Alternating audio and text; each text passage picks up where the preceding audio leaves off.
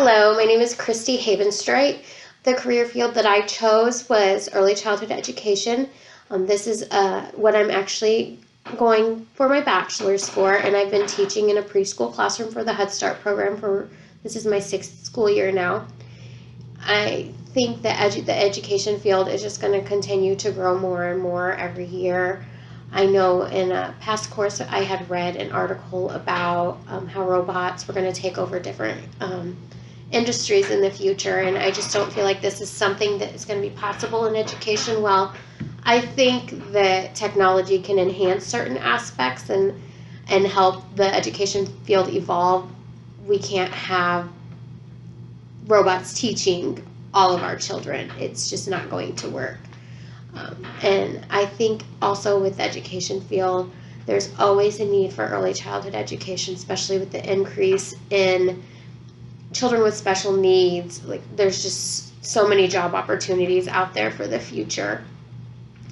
Some traits that I think that you need in this field is you have to be able to advocate, and we saw advocacy through Elizabeth Cady and Susan B. Anthony when they were advocating for the women's rights to vote, and they really showed strong traits in advocacy.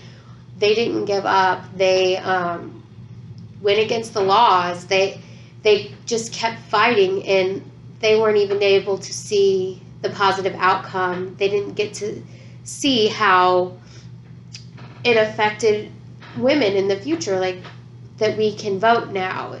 So I think when you're a teacher in the education field, you need to be able to have those advocacy traits, because you have to advocate for that child. Sometimes the parents don't always see what the child needs, or they don't want to see it because nobody wants to think something's wrong with their child, but you just have to keep trying and keep advocating for that child. And that's a big part of early child education, because early intervention is key in helping these children.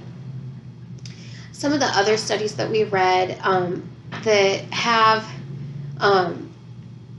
some traits for leadership are some that I've really had to look in with myself, because in the Head Start program, as a teacher, you are the supervisor of all the other staff in your classroom. So your bus staff, your teacher assistant, your lunch aide, you are supervising them. And so 3 years ago, when I went from teacher assistant to the teacher, I had to learn some leadership skills.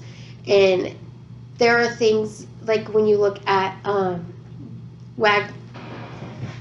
Wagner Dodge in the Man Gulch fire, his leadership wasn't what it should be. He was just going with the flow, doing what he thought was right, but not communicating that with his team. And I know that's hard. That is something that I think everyone could learn from. I know in the classroom, there's times that I have my idea in my head and I don't have time to communicate it with the other people, because sometimes it is just a crazy day. So that's something that I've had to work on within myself, is making sure I communicate the needs of the classroom with everyone. And then when we read about Eugene Krantz, and his leadership was phenomenal.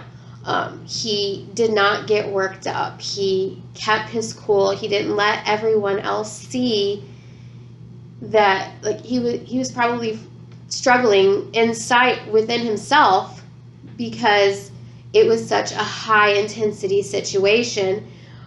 But he was just focused on, what are we going to do to fix this? And that's something you need in the education field, because you can plan your lesson plan to a T, but it's not always going to go according to plan. You're going to have to scrap your lesson plan. I mean, daily, even sometimes. So that's another quality of leadership that you really need as an educator.